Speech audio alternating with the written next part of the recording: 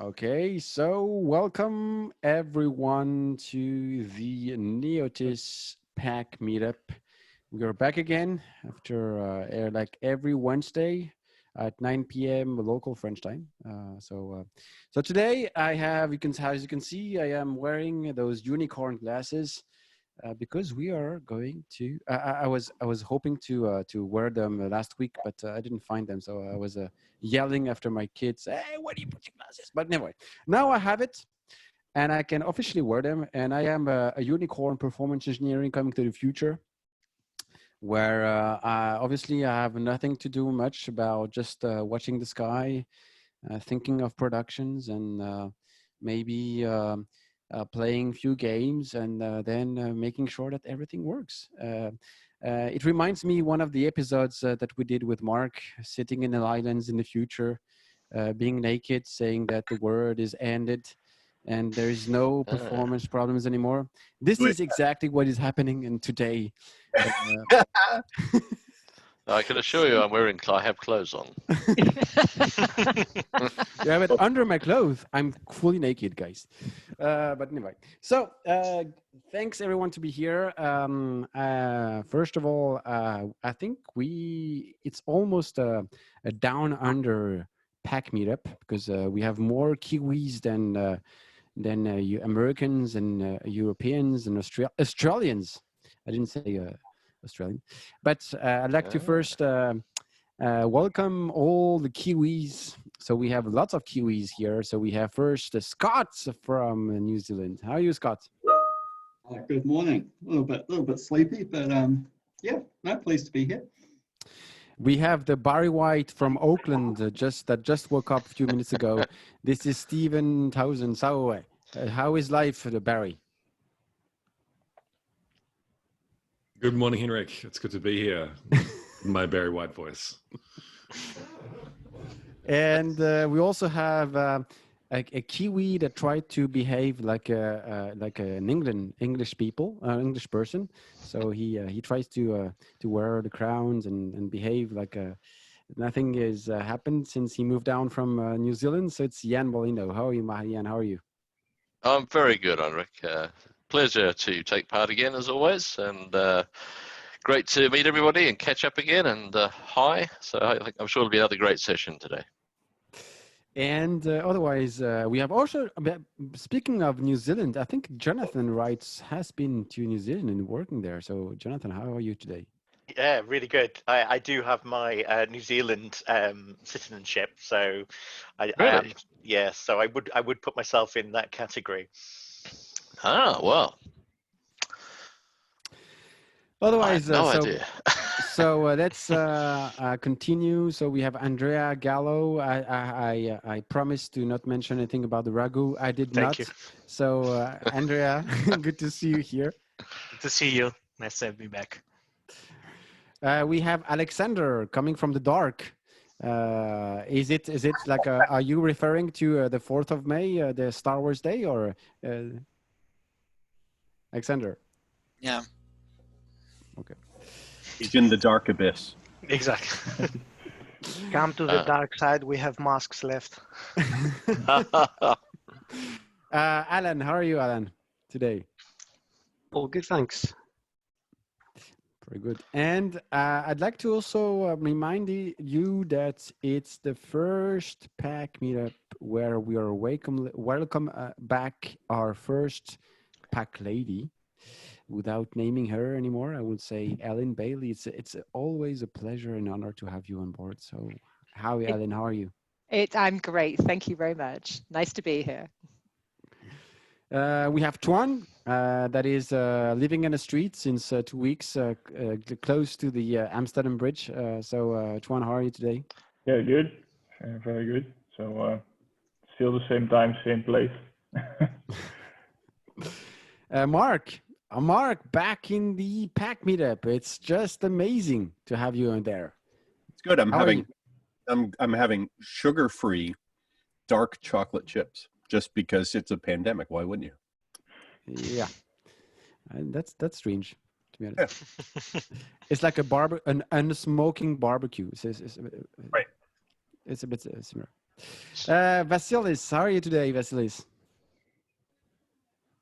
We don't hear you. You're on mute. Hello, everyone. Hi from London. Today I chose a different theme to show you where I am. Hope we enjoy the session today. So I guess we are two from London, and we are winning in this case. And we also have another good friend of ours that was part of the Pack to the Future. It's SK. So SK, how are you? Hey, I'm doing good. How are you all doing? Always good. It's Wednesday. In France, Friday is bank holiday. So it means that we only have one day left before we can enjoy the beauty and the natural of the landscape that I have behind myself. So it's always good to be here on Wednesday. So first of all, let me remind you why I am wearing those unicorn glasses, because today we're going to talk about the future of performance. What do you expect of performance testing will in the next 10 years? What would be our job? Should we change, be a painter, or should we be, I don't know, sell furnitures at IKEA? Figure out. So there is few things we're going to discuss today. I hope that we're going to cover pretty well the topic. Before we start the discussion, I'd like to also remind you that there is still an Amazon gift card to win this week. So for those who has never been to our pack meetup, my friend, which is Margot, sitting in the attendees, she's going to push a link to the form where you can push your topic. So please do so, because if you want to win 50 euros at gift cards at Amazon, then you should submit your topic before the end of the hour, because like last week and like the week before, we're going to try to respect the objective, which is 1 hour for the meetup. But the problem, obviously, it takes for us half an hour to conclude, half an hour to introduce ourselves, which means we have 5 minutes to cover the topic. So let's try to cover at least the hour, or maybe 1 hour and 50 minutes. Okay. All right, let's start. So when I had the chance to be in Vegas in February at CMG Impact, and I had the chance to listen to one of the great presentations done by Alexander Podelko, and he made the history of performance testing since the early days. And introducing everything that happened in the mainframe and the first web applications and why Load Runner came up on the market. And I thought it was a brilliant presentation. So thanks, Alexander, for that. And that's why I like to start today's meetup by having Alexander's insights, or what Alexander think would how performance testing would look like in maybe in the next 10 years.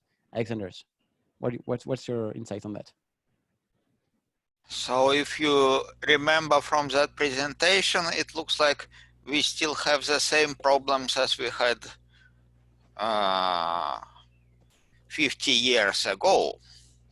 So technology is changing, but we still have new problems. They have new form, but still the same performance problems. So I'm pretty sure that we will have something to do to handle performance, but the place of performance testing is a separate topic, because until we get distributed world, we didn't have much performance testing. Only when we get all these machines distributed and we have no other way to ensure performance as only to test it.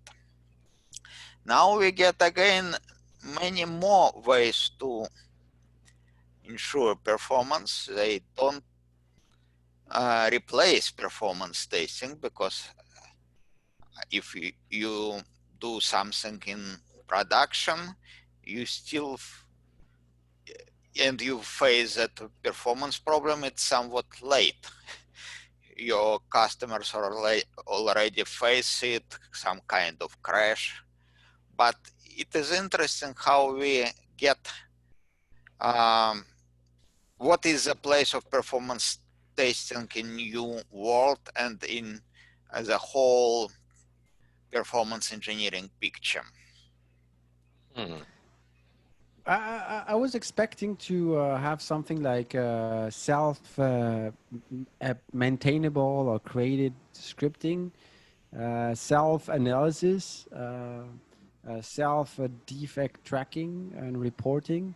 That will be, I think, pretty awesome. I know that we're not there yet, for sure. I agree with that, but I don't see that we even coming there. Not yet. Not yet, but let's cross the fingers that by working together we can crack that for sure. Jan, you want to say something? Yeah, it's interesting. I sort of agree with that, Alexander. Yeah, we still have the same, or we're still in the same place. My interest, I think it harks back to our sort of previous meeting where talking about AI. And I hark back to what Alan said about AI has its place going forward to assist us in the ability to deliver performance testing. I have this just thinking about will we ever get to the point where performance tools will become redundant? Will we move into the situation where AI will allow us to model the likely performance of an application and its hosting infrastructure to an accurate enough degree that we simply focus on the analytics, so our sort of role changes? Now, I personally don't think that will happen.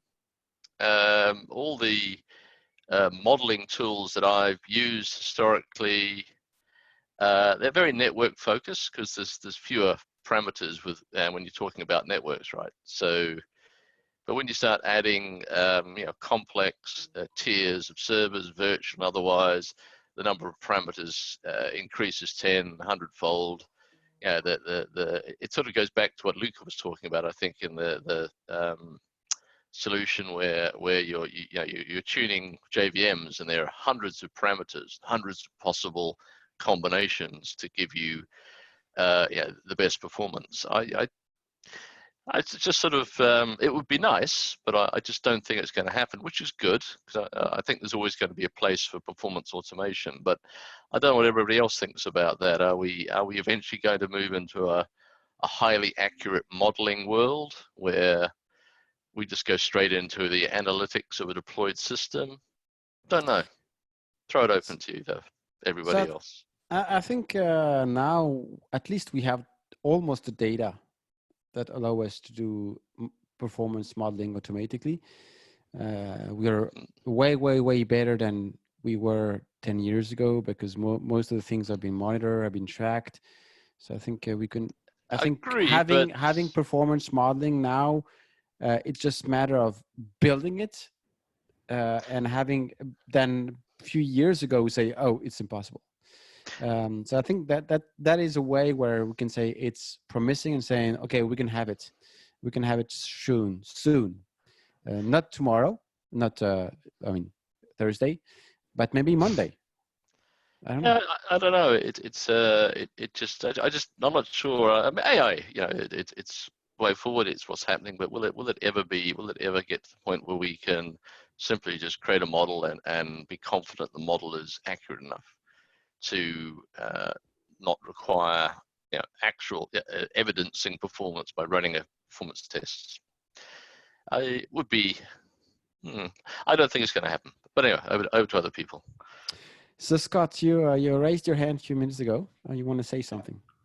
I think I think the interesting thing is not so much where performance testing is going to go in 10 years' time, but what skills we as performance engineers, I guess, need to have to support that, regardless of what the technology is doing. And I do tend to agree with Ian on his views that I'm not sure if AI is going to come in and take over, but I do think what we need as performance engineers is to start upskilling in sort of like the architectural space, in the data science space, in places like that.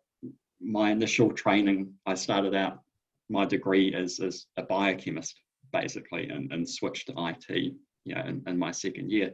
But I tend to use more of the stuff I learned in my science degree now than I ever have before. It's not around the chemistry and things like that. It's how to formulate a hypothesis, how to go through the evidence, how to keep reformulating hypotheses and get to an answer. So I think it's, in some ways, it's going back to some of the fundamentals and having that as a very, very strong basis going forward, and then adapting to the technology changes as they come through. Makes sense. Vasilis, you raised your hand? Yeah, I think there's two sides of the thing. So performance, like technology is evolving, tools are evolving, and with that, performance engineers are evolving. I think there will be a need for performance engineers in the future, but performance engineer will need to have slightly different skills.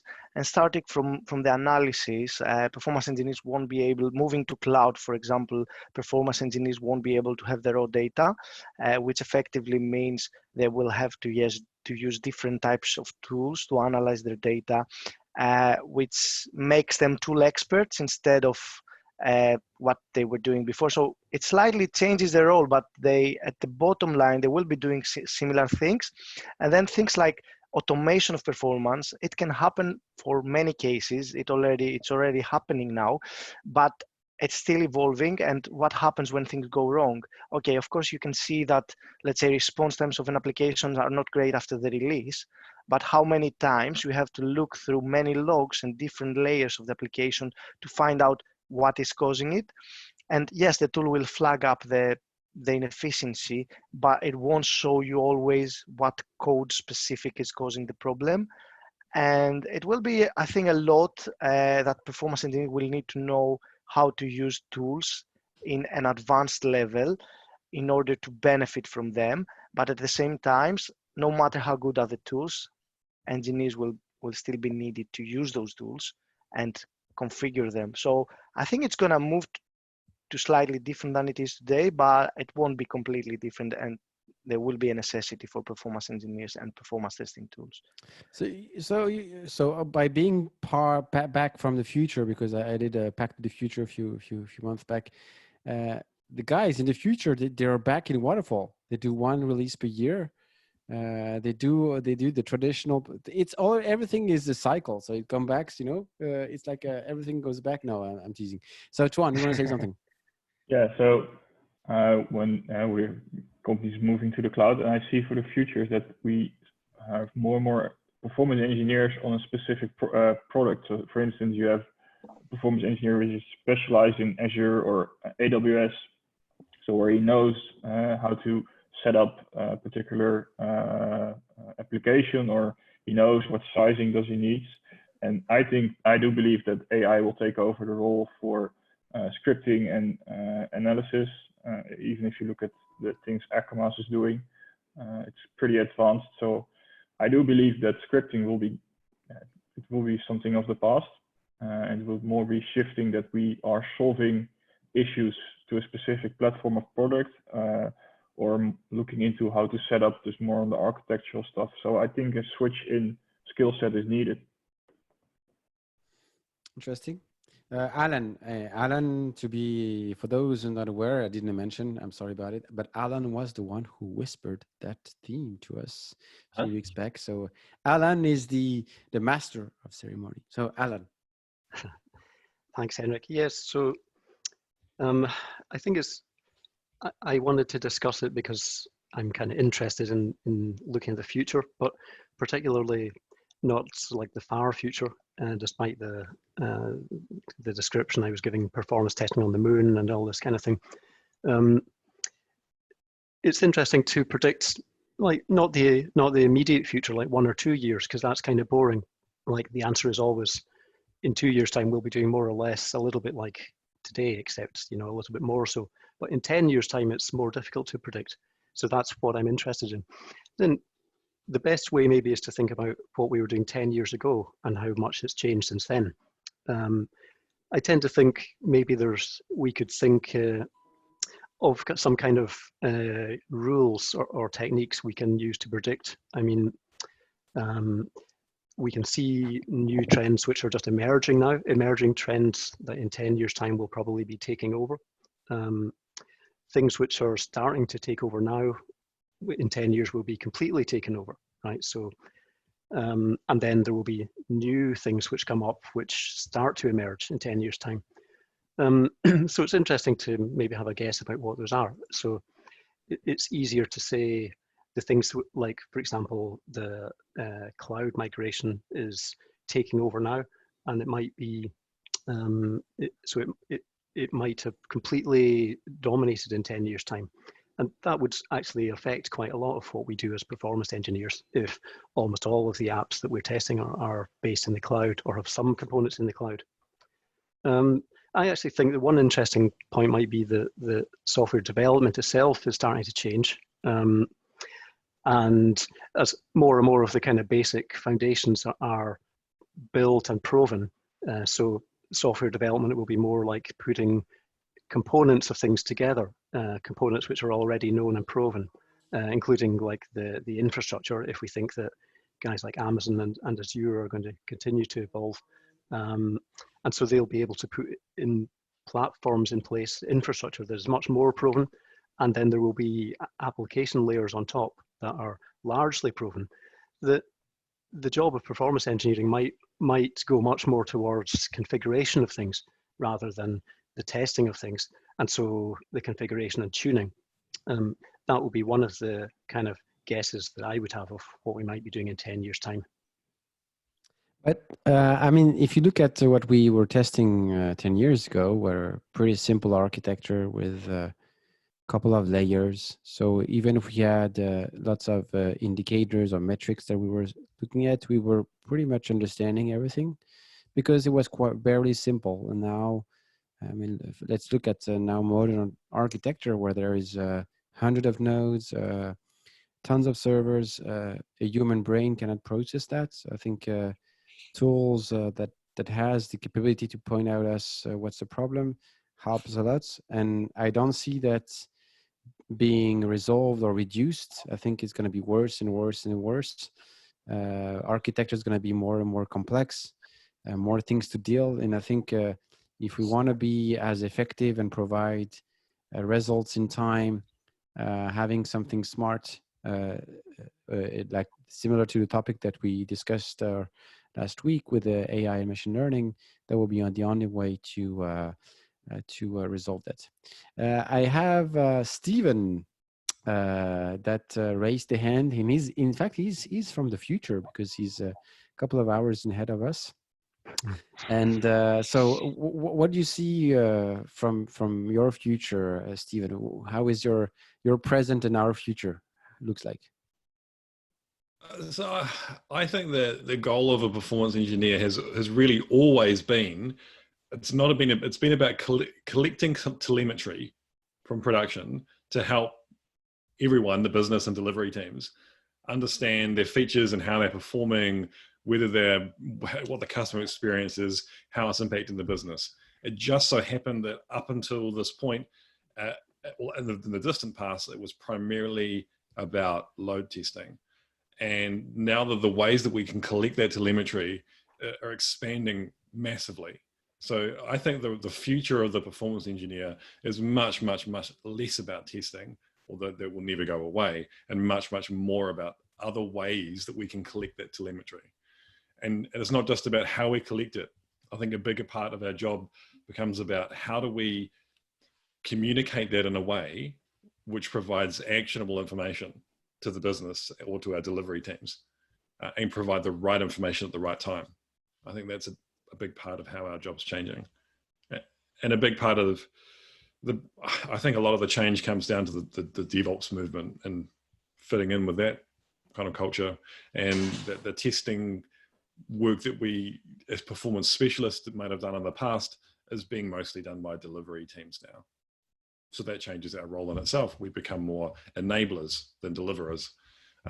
Almost like, there's DevOps engineers, they make developers' lives easier. It's almost like we become, I'm sure someone else has coined the term like a perfops engineer, someone who makes performance testing lives easier. Yeah. So Mark has raised the hand, Janos as well, but we have Ellen as well who just raised the hand. So I'd like to let Ellen add.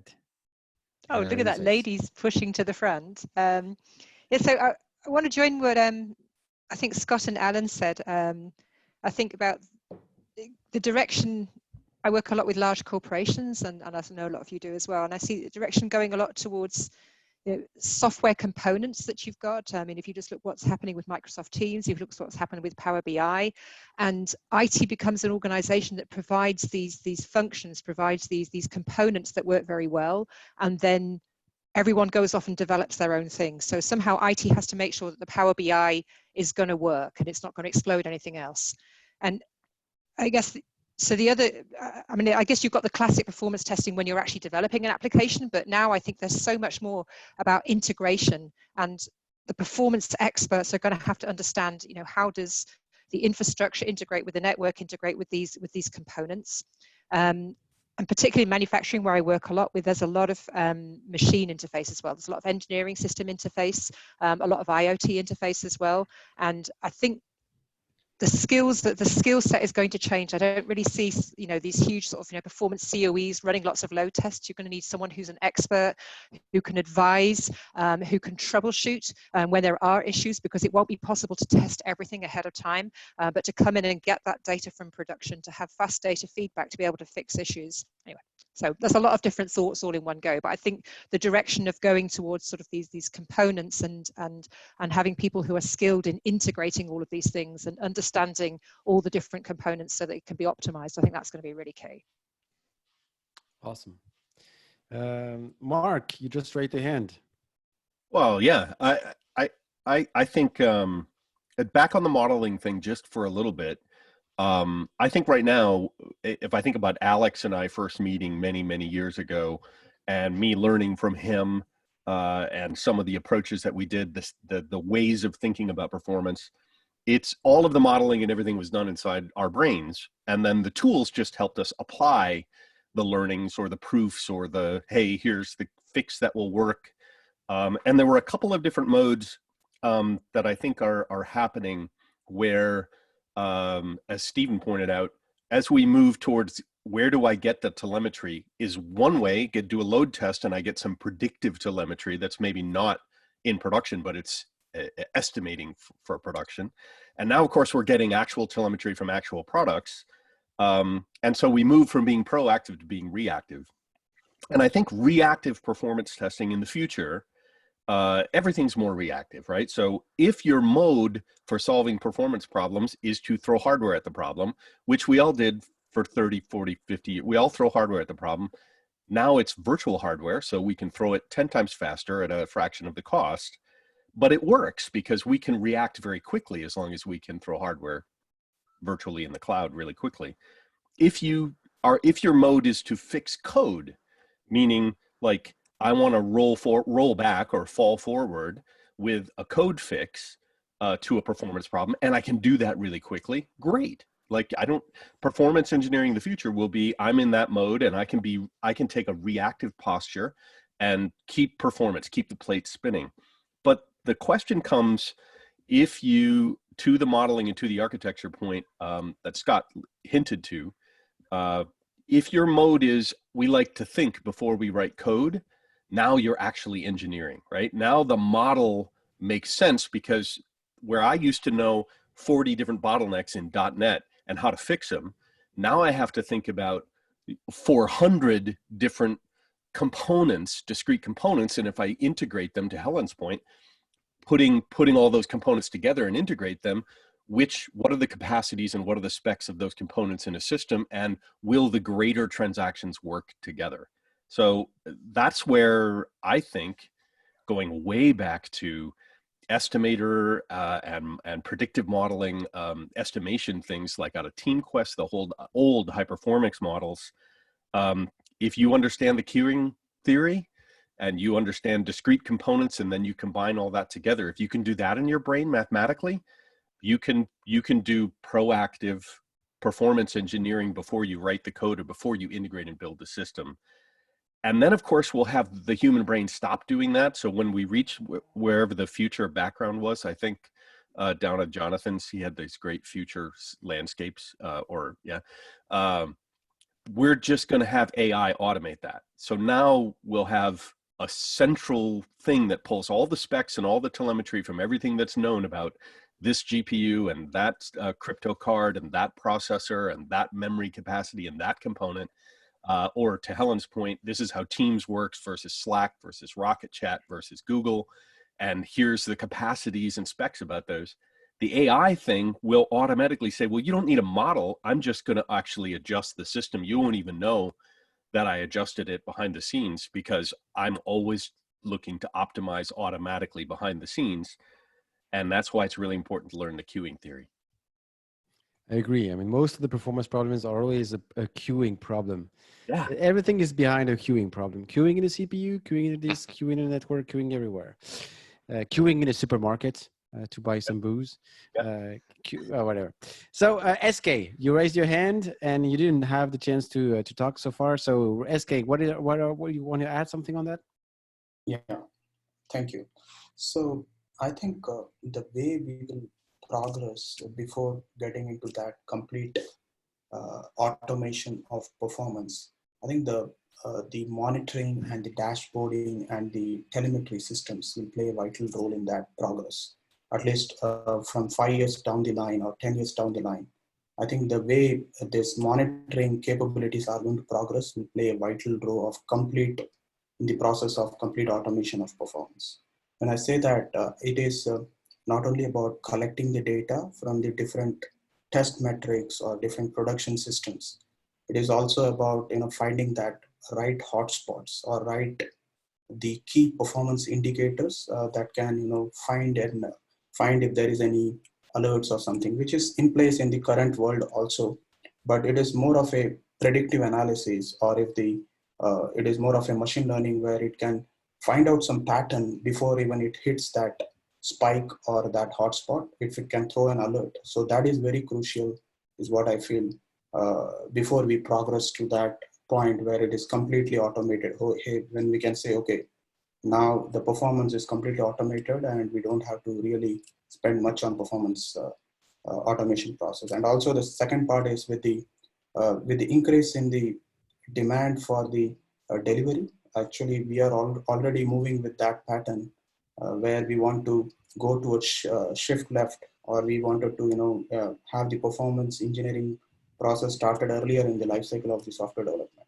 So all those things are happening, but how can we completely automate, and can we look about some process where it can be completely a no code test performance scripts, right? So all those things are coming up, right? So but the telemetry systems and the dashboarding will take us to that point where we can say, okay, now performance, we don't need actually multiple performance engineers to do the analysis. The dashboard is itself going to find out through the predictive analysis techniques. I think when I started to do performance testing, we were doing black box monitoring. So we didn't have the much. We have the first CA Wiley, the first version of Dynatrace, a few tools, HP. No, was it not HP, but there was what's the name again? Mark, you remember the APM product of HP or Mercury at that time? It was well, it was HP Diagnostics. Yeah, HP Diagnostics. Well, it was like any HP product. If you're going to sell toasters, it's called HP Toaster. What does your tool do? It does functional testing. Oh, it's HP Functional Test. I mean, no, in the 2001, it was Performant was the company that they bought out, and it became the core diagnostics product. Yeah. So yeah, I mean, that was the first version, and when we discovered those tools, so it's awesome. Now we can see what happens in the code, and then we say, yeah, but the problem is that it puts too much overrates. Do you remember that? Everyone is saying, yeah, APM is great, but if you put profiling, it kills the app. You're not able to do load tests. So we were a bit. I don't know if we're protecting our. We only had a dual core system that was going at less than 2 gigahertz processor speed. so it was amazing. You came up, we also used to have, 1 gig of RAM was an amazing thing. So given that all those days are behind us and we can profile code much more efficiently now, like you could take a TCP dump, but you'd get a tremendous amount of information with little overhead, but it would take you eons of time to crunch through all of that data. And now that's even faster. Time series databases, the storage engines behind time series databases, solid state. So, I mean, the ability to crunch things is exponentially faster. So to the point where if I'm a computer and I'm like, oh, all of my discrete components are running really well, but that one's not, well, what are you? Oh, you're a network card. Hey, I'm going to do a Google search automatically and go find other network cards with twice the spec at the same price, automatically put in an invoice, a PO. I'm going to pay for it, have it shipped, get my little robot buddy over here to come over and install it, and boom, I have better network speed. At some point, the refrigerator will fix itself. I agree, but I agree. Yeah. I think this has been possible because APM and the tooling that we were using has evolved. And I think now, if I see an engagement with large cloud testing or whatever it is, and I say, well, what tools are you using? I have Perfmon. I have, and then I say, okay, it's going to be a nightmare. Okay, I get it. I think if you have the right tools, it makes your life easier. And if you want to have better results, I think the evolution of the tools that we have around us, especially in the load testing industry, in the APM world, I would say, I think it changed everything. Jonathan, right? You raised your hand, you didn't say much, and I looked at all the backgrounds. You were changing the background every second. I would say, wow, is that a movie or what happens? So Jonathan, what do you saying? Can you move down? I want to kind of pay attention to your talk going on behind you.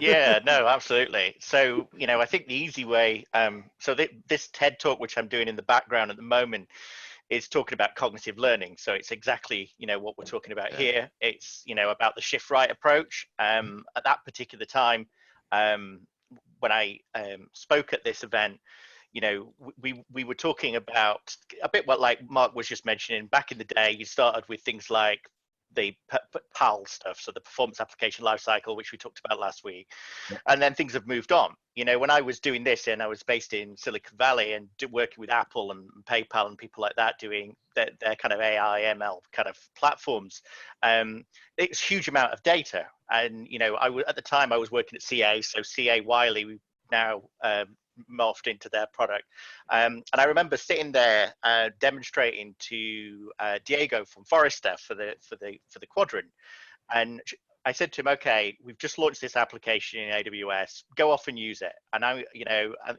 we're going to then generate a model out of the back of it, and I'm going to show you it all rerunning. And literally within about 2 minutes, he's going on the website. I have no idea what he's doing, but I can see what device it is, what network he's on, the geolocations coming up in in Wiley, the request response pairs are coming through. So all the Dynatrace stuff, where the pure path going all the way through to the different layers, all that information is coming through.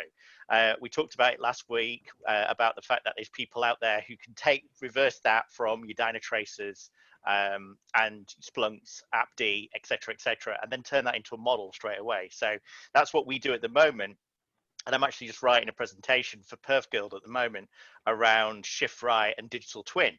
So in the example, which I'm using open source tools and Neoload actually, and we doing model-based performance. So I was the product owner for Agile Requirements Designer when I was in CA, and that was a model-based testing tool. It was the biggest model-based testing tool, and we expanded that to do performance because it's very easy. You take little snippets and you could generate millions of paths. So you saw the stuff that I did last week with MIT to generate test data with geo-realistic location. It's the exact same thing, but you're driving that from what's happening on the right-hand side. So you can, the question really was how quickly can we do that? Because obviously things are changing in the real world.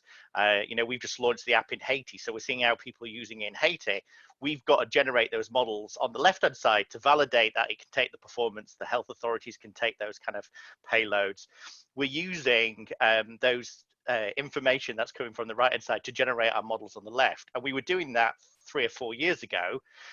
the next step really is how we evolve that going forwards into utilizing this technology to take away some of the heavy lifting. We did it with Brexit. We did it with a few other things to kind of understand what would a scenario which you've not come across look like. What would be a post-Brexit world if they had a deal or versus no deal? And we did the exact same thing. We used Dynatrace. We took the data from Dynatrace, and then we took that out to generate the models. So, you know, there's a lot of opportunity there. And I think this is what we've got to be working as a team to kind of work out what are those kind of standards to get that information out. And, you know, people like Probit, how do you, you know, get more companies like that bridge the gap between the right-hand side and, you know, our models that we're generating? Yeah, and you'll be quite active in the chat, and you raised your hand several times. I know I didn't give you the No, it's all right. the ability to. So come on. Well, I'm just wondering if, yeah, talking about application design, are we going to move to a position where you literally are buying your application as a completely shrink-wrapped product? I mean, you can do that now for e-commerce, can't you?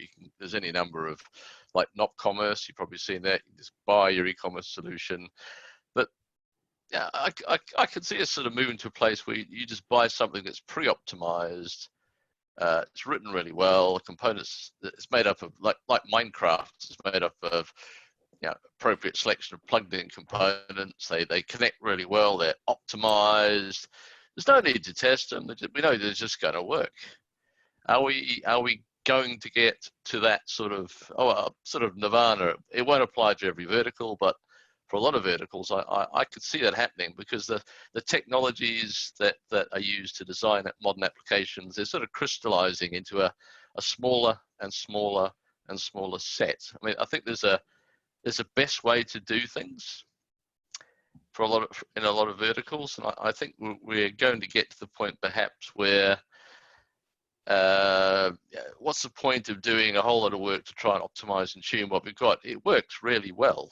So I could spend 12 months, a team could spend 12 months trying to squeeze the last little bit of performance out of for a huge cost, but yeah, the return is not worth it. And then that knock-on effect on testing, performance analytics. Are we eventually going to head into that sort of zone where it's just a commodity? Software applications, certainly from a business perspective, are just a commodity. There'll always be fringe stuff. That's never going to go away. But is that where we're heading? I hope not. I mean, me too. but having components that interact between each other without any performance problems, it reminds me adult movies that happen sometimes in certain channels. But I don't think it's going to happen. What? Alejandro, hey, Mr. OBS, you didn't turn out any OBS. What happens? Sadly, work meetings got the better part of me and couldn't get some time to prepare any OBS or special stuff. I promise next time I will do more preparation in advance, but sorry, this time I even got here late, but I'm here. I never miss this. All right. So we have SK who raised their hand again. All right, SK, you want to add something? Yeah. So I was talking about the devices. I think the device and the device performance is something that is going to play a vital role also, right? Especially if you see the number of devices that is connected in the households is going on increasing day by day, right? So it's about definitely in double digits now what we see. So in the future, I think the end user's performance or the customer's performance is completely on user experience. Is completely going to rely on how they are comfortable using that device. And I think after we get through this situation that is happening across the globe, I think there will be we are almost in the new verge of new normal, right? So we will see a lot of things, a lot of technology tasks that will be accomplished remotely, and there will be a lot of traffic that will be flowing through the network, and there will be a lot of the network performance will play an important factor in the end user's experience, is what I was also feeling, and that will progress as we go in the next 10 years or next 15 years. is what I wanted to add. Yeah, fully aligned with you. I mean, probably with the current situation, the way we've been working, the way we've been delivering things will totally change. So, Mark, you virtually raised your hand. I can see that. Yeah, I like that. I can lower my hand and raise my hand. I was going to say to Ian that, and sort of SK's thoughts as well. I think we're already there in terms of performance engineers, a bank or a car rental company. If we go all the way back to 2004, there's this guy by the name of Nick Carr who famously coined the, IT as a competitive differentiator is dead, meaning technology as part of an enterprise corporation is no longer a competitive differentiator. So why aren't you outsourcing it? Helen made this point as well, saying, I use Teams. I don't write my own communication thing. I use open source. I use packaged software. So I think, Ian, we get to the point, like Helen was saying, where performance-wise is always going to be integrating several things to achieve a goal. You're still going to have to performance test against a business process that produces value, produces revenue, whatever it is, creates a widget. And if you want to be a more nuts and bolts underneath the covers of actual software and hardware, you get in with an ISV, actual software creator company. And I still see that trend happening as I talk to people and talk to graduates who are coming out and saying, I want to go work in IT. Well, you're not really working in IT. You want to be a software developer, or you are a helper of integrator for a greater solution. To that end, to SK's point, more and more of this is going to get automated internally into the apps themselves. Right now, I load something on my phone. I don't know whether that app works really well on my device or not. Like, there's nothing in the specs for the app that says, oh, hey, I understand you're installing this on a slightly older machine. Here's a little warning that says, you might have slow performance. Or, the whole idea of performance is we have to bare our souls as an industry to say, if you're not keeping up and spending tons of money on the fastest network speed, the fastest CPU, the fastest device, if you're not a neophile, meaning I love neophile, where you just absolutely love new technology and keeping up and spending lots of money, our industry, we need to do a better job of telling people, if you have the old stuff, it's going to be slow. So are you saying that we're going to add some AI bots in our app saying that, stop clicking here, you're already done it once, stop clicking here, you're already done it once, to educate our users? Is this what you're saying? Not so much education, or I would say pre-education, meaning the app already knows that you're going to have a bad experience. This was SK's point, right? We don't need humans to analyze and observe and synthesize and then educate and advise the business. We're going to expect the apps themselves to say, I know my end user is about to have a bad experience. I'm going to adjust myself automatically in the engine. So we have so many pack members who raised their hands. I don't know what happens. It's like maybe we're almost top of the hour, and you wanna remove my challenge, and again I'm gonna lose money tonight because I'm not respecting the timeline. Is that what you're doing? So Scott, you raised your hand. I'm going to say something really controversial. Will end user performance be obsolete in 10 years? And by that, I mean, who cares how fast the website is going to be, because we're not using websites anymore. We're using some kind of like human computer interaction device which hasn't been invented yet, and we've got billions of these things firing lots of very small messages to various endpoints, and there's something on the other end doing something, and no one really considers that as performance, basically, because you're not sitting there waiting for 4 seconds for a website to load. But we look at it and say, yes, but all these billions of things have to go somewhere, and queuing theory will tell us that somewhere there's going to be a bottleneck. So you can either spend a lot of time writing some funky stuff on your human-computer interaction device to say, yeah, okay, here's a picture of a cat while I'm processing this, just to make it feel like something's happening. Meanwhile, you've got a back-end system. I talked about there's a cat. So so that's my controversial thing. But the we talked question is, about that, Henrik, on the last performance engineer. It was like the astral network communication. yeah, or the lightning speed communications for sure. But the question is, who would we have users?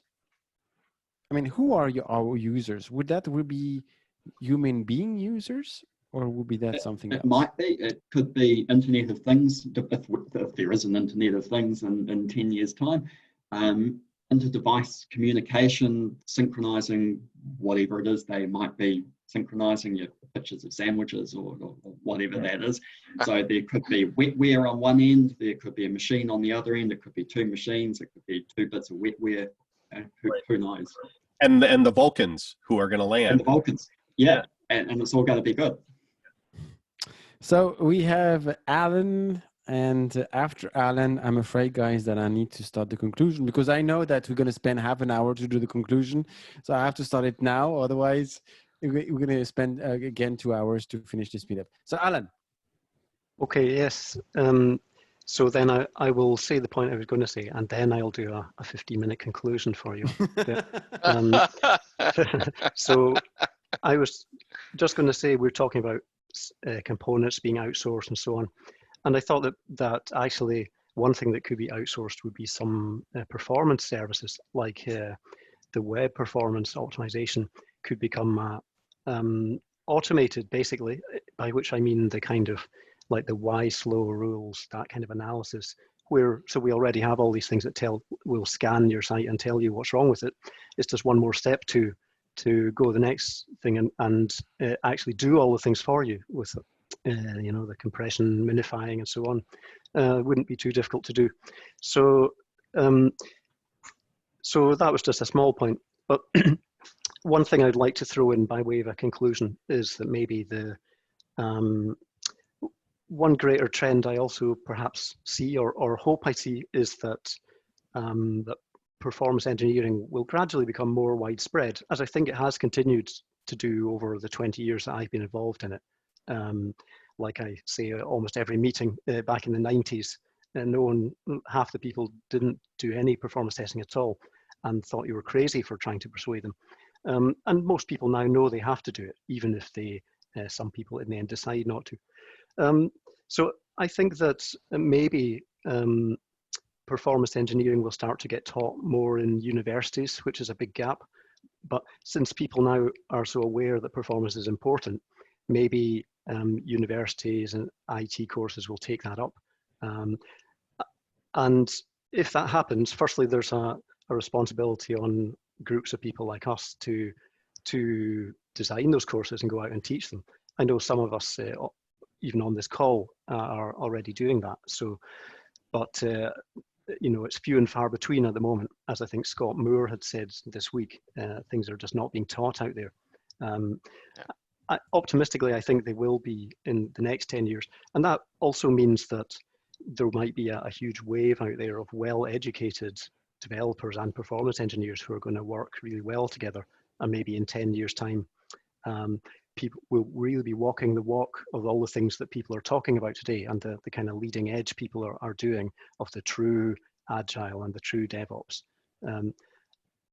Optimistically, I think that's the 10-year future that I see, plus backed up by all of the things that people have said, the evolved tools, the APM and analytics tools, the ability to crunch more and more data, and so on. And it could be a pretty happy future for us.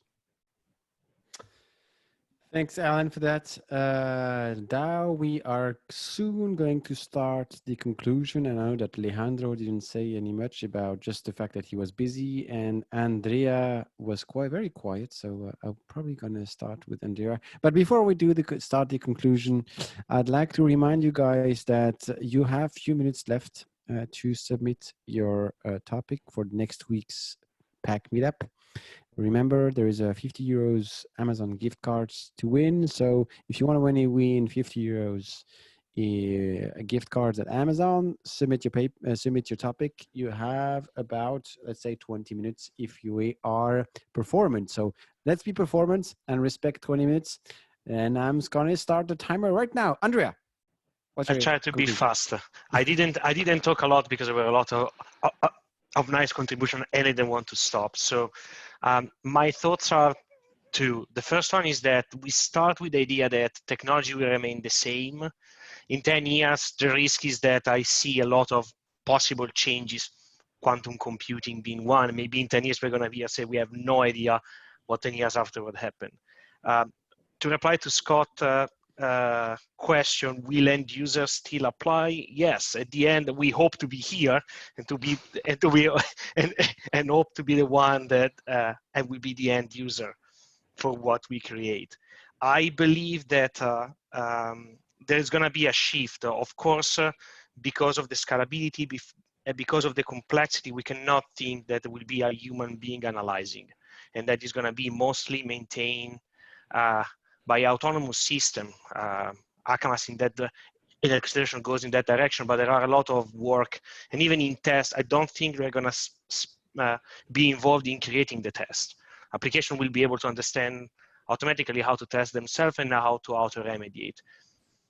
That doesn't mean that the performance engineer becomes useless, as well as a machine operator during the Ford revolution means that there was no necessary to be an operator. The combination will shift, and the performance engineer, instead of being the one creating the test or analyzing the result, will be the one that has to work as a evangelist with the development team to try to prevent that things goes in that direction. So being the one, the taker during the design and during the development of steering the development in the right direction from a performance perspective. And here I stop. This is an interesting future. Yeah.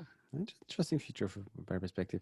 I will let Alejandro, because Alejandro didn't say much, and I will let him also. And after that, I will let our pack lady also be part of this conclusion. So Alejandro. Yeah, sorry for so much participation. I got here late and couldn't figure out what was already told.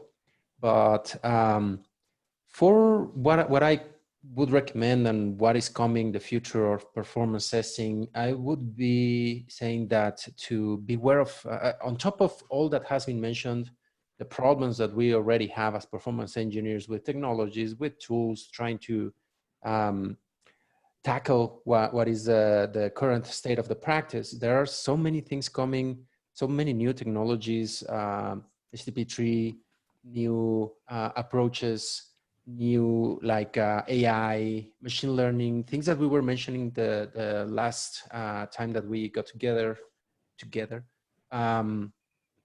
That I think the biggest recommendation that I would give is to stay learning about all these technologies. What would be the impact on performance testing, performance optimization, what could be done, not only automating, scripting tool-wise, but to truly understand all the solution and to see of these new things that are coming, what would be the approach in terms of performance that we could do or would be needed to assure that these new things are performing, which pretty much is what is our main approach. Make use and keep learning the newest tools and technologies that we have at hand, but don't be flashed with the new toy mental fallacy that, oh, because this new tool is out there, I'm just gonna run with it and use it, and could be just a knife on your hand and you're running with it. Be careful and make sure what are your needs for the new things coming, that you have the best tools, processes, and understanding. Great, thanks. Mr. Lady, Neotys, pack, performance, whatever. Ellen. Have to take myself off mute. We haven't talked a lot about where IT organizations are going, because at the end of the day, they're the people who pay us.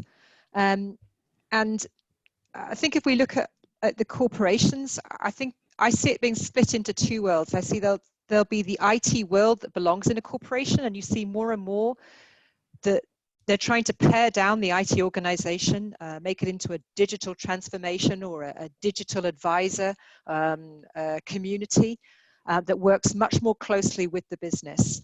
And I think the people who are sort of involved in sort of classic development and classic performance engineering, they'll be more the people who are working on delivering these integrated bricks. They'll be delivering this sort of perfect software that I think Ian referred to, the sort of nirvana of this, it just works kind of mentality. And I think within the corporation, you'll see people that are less involved in developing, but they're there more as advisors. They're going to have, I think, better communication, not better, they're going to have communication skills. They need to be customer facing.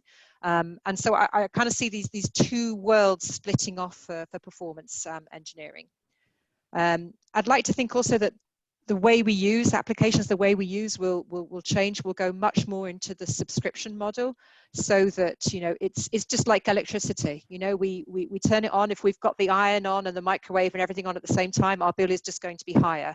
And if we think about kind of self-healing systems, is that, you know, if we start consuming, you know, more of the CPU, we're just going to get a bigger bill, and, you know, the business units are going to have to pay for that, and then they'll be, you know, incentivized to try and optimize that, and they'll pay for the performance engineers to come and help them optimize that if they're having to actually pay for it. So I'd like to think things will look a bit different in 10 years. I hope there's going to be something that surprises us. When we look back, we say, gosh, we never thought we'd be, I don't know, talking about Dockers and Kubernetes and all these other things that have surprised us. I'd like to think we'd be surprised in a new way in 10 years' time. Ellen, it reminds me one of the discussion that happened, I think it's Pure Performance Cafe, I think, with Facebook, where the Facebook developers, if they are doing bad, the notion of being to get some compensation if you do bad code or good code, not bad code, obviously. Okay. But I think, Mark, you know quite well the topic. So do you want to add something on this?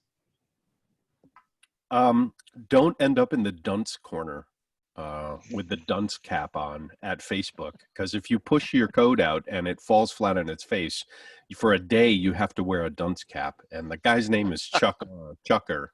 It was an old conversation with Adolf, is marvelous, but there's still a social aspect to remediating poor performance in the human devices.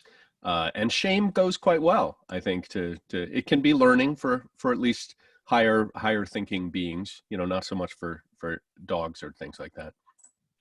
At Neotys, if you do bad things, you wear those type of glasses. This is what happens. But again, I just actually responded, and I'll leave this as my wrap up. The skills, we're kind of sharing some stuff on the chat, talking about, again, like the cognitive models that Jonathan was talking about.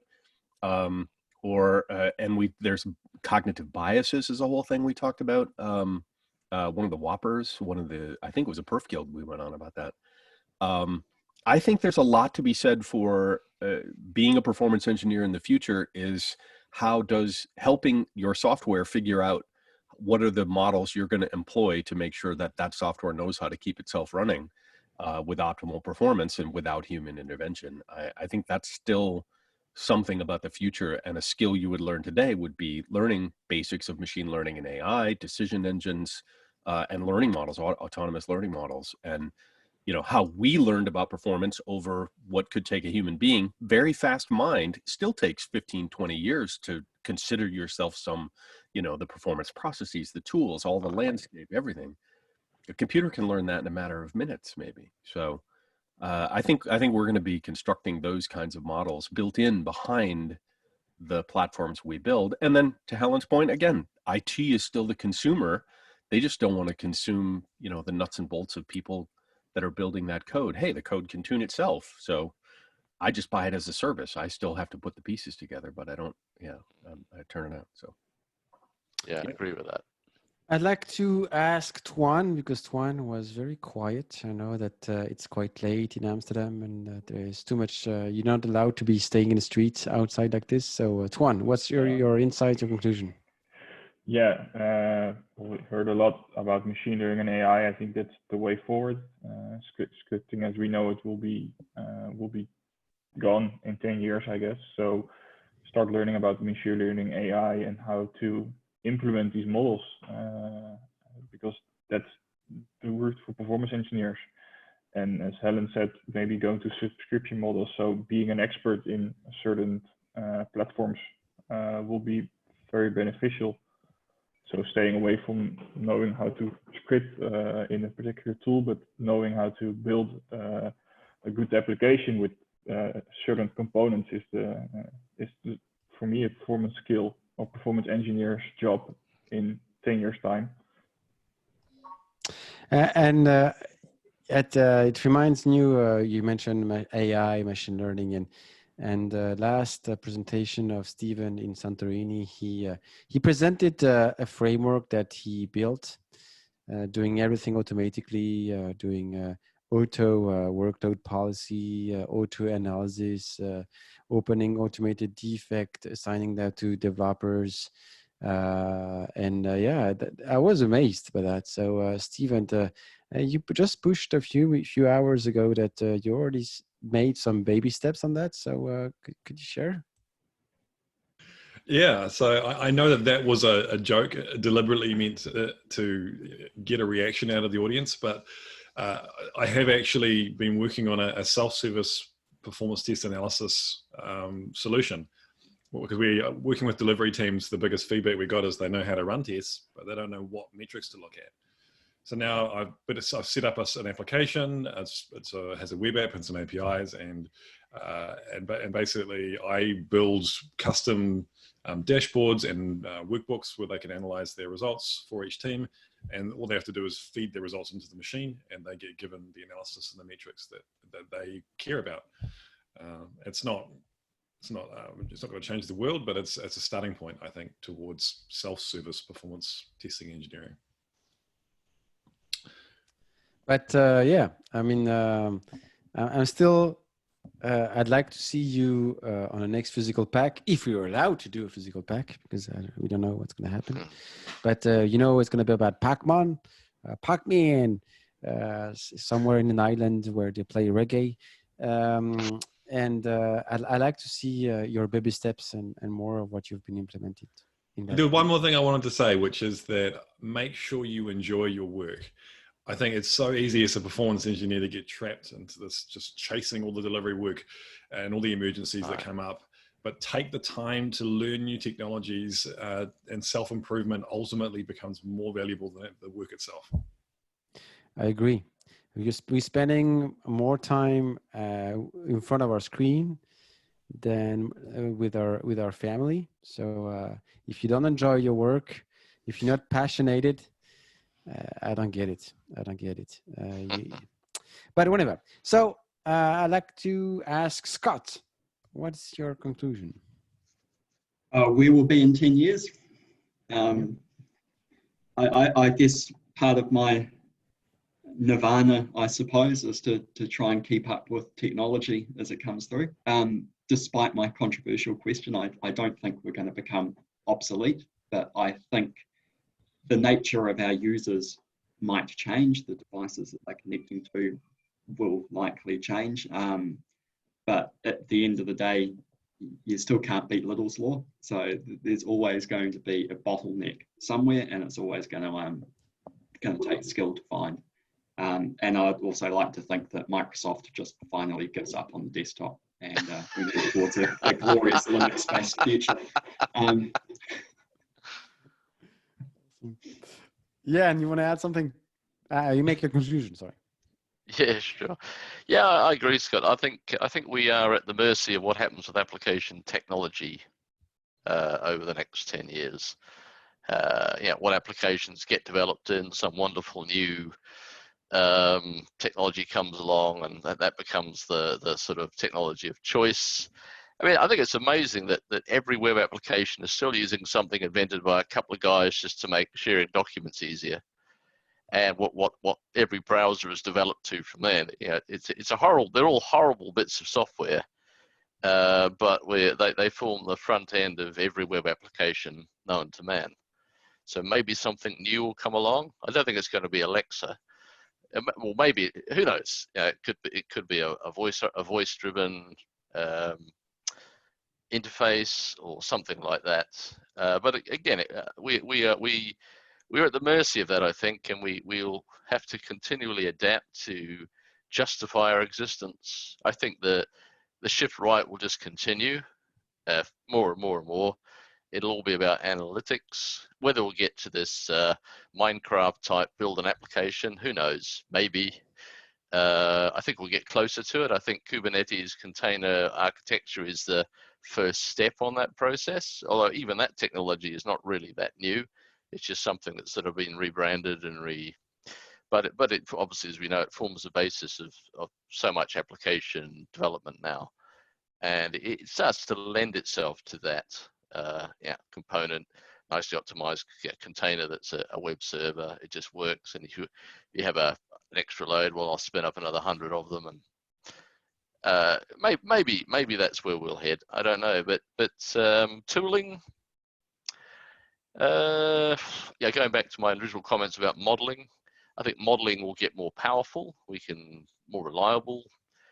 Whether it'll actually ever replace the need to deliver a performance test, I would hope not.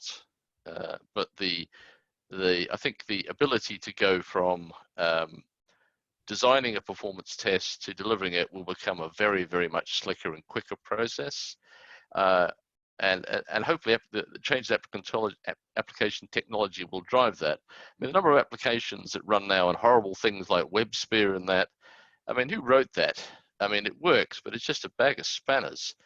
So many core applications are running on really noddy technology that I guess it's just been sold as a package. This is your enterprise solution by IBM, and it's basically rubbish, but it sort of works. Yeah, I was going to say SAP, but I just in case the sensitivity it's around.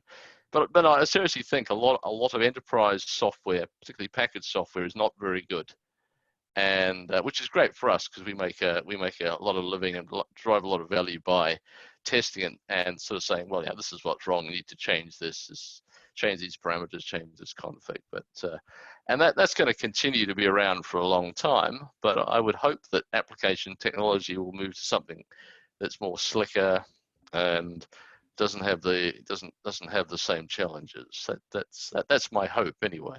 Anyway, that's my conclusion. One of my hope is related to one of the comments done by Scott, saying that Java is the new COBOL.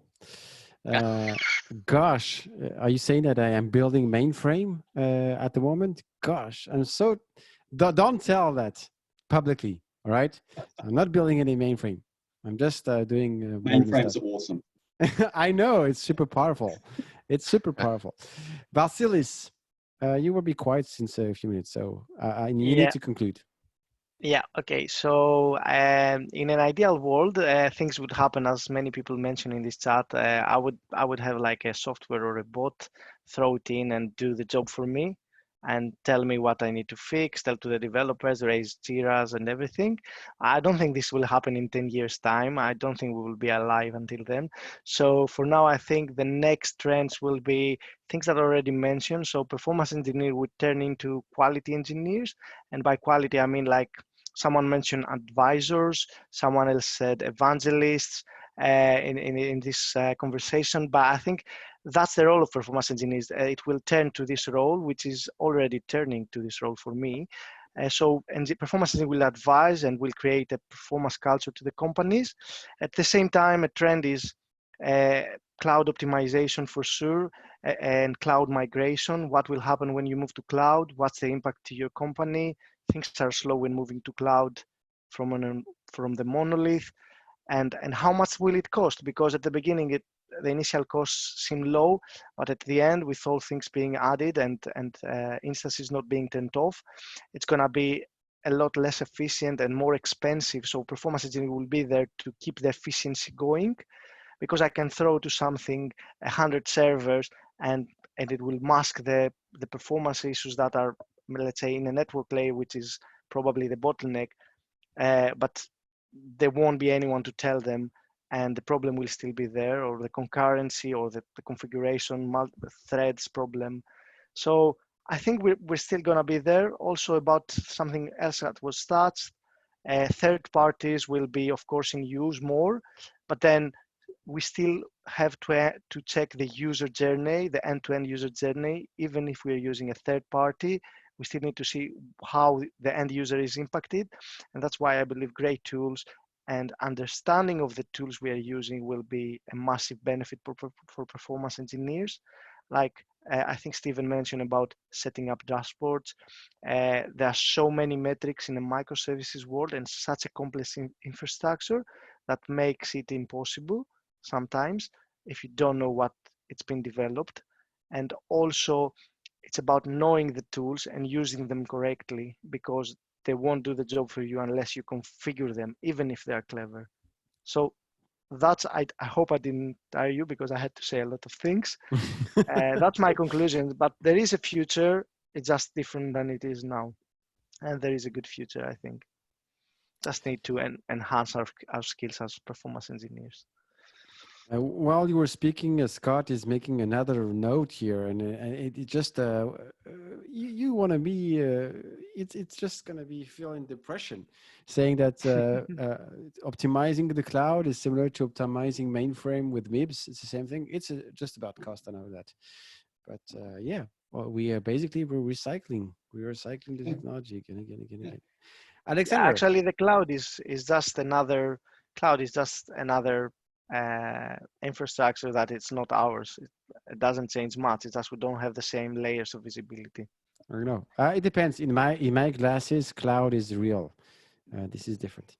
So, Alexander, you want to? How could you add your conclusion? Yeah, I want to add 2 points. First, again, with cloud, we have one interesting positive side effect, that actually performance now money. So if you can use less resources, you just immediately get money. So I just pasted a link about FinOps. Looks like financial people already started to get that and already made organization and even certification about it. But actually we know that we could save much more money optimizing software just comparing with managing what we have. And second point is that, yeah, we're talking a lot about models and in all aspects of it, and that definitely the future, but models works from data and we need to get data. So as input. And I believe that probably we move focus, performance testing focus from being, say, testing for peak load to quality gates and providing data for these models. Because if you get this data from production, it is somewhat late. It is already reactive and you already expose your system. If you want to be proactive, you need to get performance data from your code, and that is should be testing. There is no other way to get that data. I agree. It's that we discussed about last week. Data is expensive, and you need representative data. And thanks for the link. So if you didn't know, you should pay attention to the chat. Alexander just posted a few minutes ago a link to the FinOps. So if you want to have a look at it, please click on the link. Jonathan. No, I think I'm going to follow on with that in the sense of I completely agree. Capturing data is important. You know, Stephen, his daughter's birthday, but you know the time series data, all this you know, more sophisticated, multi-dimensional transactional data, what you're getting out of things like Dynatrace are going to be absolutely essential for us to capture even more information. But my big one is same as Scott Moore was talking about today on LinkedIn. Digital experience analytics is kind of going to sit across a lot of APMs. It's going to move into those digital experiences. Ian mentioned, you know, things like Alexa, NLP, you know, bots, M2M, systems just talking to each other, and you know the performance being how they exchange that data, GraphQL, GraphDB kind of knowledge graphs. You know, there's going to be a lot of information that comes through. Testing AI as a service or a platform is going to be a real challenge. So I think we're going to see tools and technology that supports that. But I think the big one at the moment would be this digital experience analytics tools that I can see, you know, the APM vendors going up one more step so that it's across different platforms, so multi-cloud. We talked about it the other day about, all the dependencies that you have in your stack. How do you connect their data as well? So you're not just collecting data that you can access, but their APMs, sticking it on Kafka and Grafana and all that kind of great stuff. I think data is going to be the key. So, data engineering, and then that will lead to performance engineering. So that's probably my summary. Digital experience analytics, big play. And also digital twin, which we talked about in France as well, with Twain. And, I think digital twins are going to happen all the time. So there's going to be, like on your Tesla, you'll have one system that's not optimized running side by side to another one. And then there's a blueprint model of the performance of those two variations that will be going hand in hand. There's going to be a lot more stuff like that, where you're taking the digital twin, you're tweaking it in an environment, and you're seeing how better it performs, or the algos perform better, and then push it back in. So there's going to be a lot of systems that are mirroring each other and, optimizing in real time. So yeah, lots of interesting challenges ahead. I'd like to have Alan, the master of ceremony, that finish his conclusion, and I will add a few words before we close this meetup. Thanks. Yeah, it's been very interesting, and a huge number of great points made by everyone. I'm disappointed not one person has mentioned robots performance testing on the moon, though. I mean, surely we're missing something here, right, guys? Henrik, can you see any robots on the moon yet? In my glasses, yes, I can see them. I can see tons of robots. That's what I tuned in for. So, but yeah, the chat is also very interesting. Maybe there's some way of like archiving that as well. So yeah, I said all my piece earlier, but thanks everyone for all the contributions. Thanks, Alan. Thanks for pushing that topic. So you have 30 seconds max to push your topic and win an Amazon gift card. So I'd like to thank every PAC members. I'd like to thank Ellen, because it's been a while that we didn't have any PAC lady with us. So it's always an honor to have you on board here. And I'd like to thank, of course, all the Australians. Oh, shish, I did Australian, sorry. All the Kiwis to connect very early and join us. It's always great to have you. Regarding this theme, I think the future, we don't know what's going to happen for sure, but to be sure is that technology is evolving. And to leave you with one sentence is, we talked about self-remediation script or self-remediation application. And we mentioned that with Mark, we had the chance to be part of one of the a meetup organized by Dynatrace, Wine, and DevOps. Yeah, who is going to test those remediations? If you put the remediation that resolve everything, someone needs to test. So are we going to test in performance the scripts that will be automatically built to be remediated? So then we are circling. So we are testing our test, and the tests are tested, and tested are remediated by tested. And, oh, never mind. All right. So that was my last sentence. Remediation is great, but still there's always a need of testing somewhere. So like Mark is doing, we are circling around us. We don't know how we're going to go. I hope that everything will be better for us, and we can get out and enjoy and have a perf bite barbecue this summer, though, and see each other and have those discussions with some awesome meat. All right, enjoy your day. Thanks everyone. Enjoy your evening, and if you want to talk about performance, come next week for the next PAC meetup. See you next week. Gracias. Thank you. See you next week, Henrik. See you next week, everybody. Take care. Bye. Have a good weekend. Cheers. See you from the future. Goodbye, cheerio.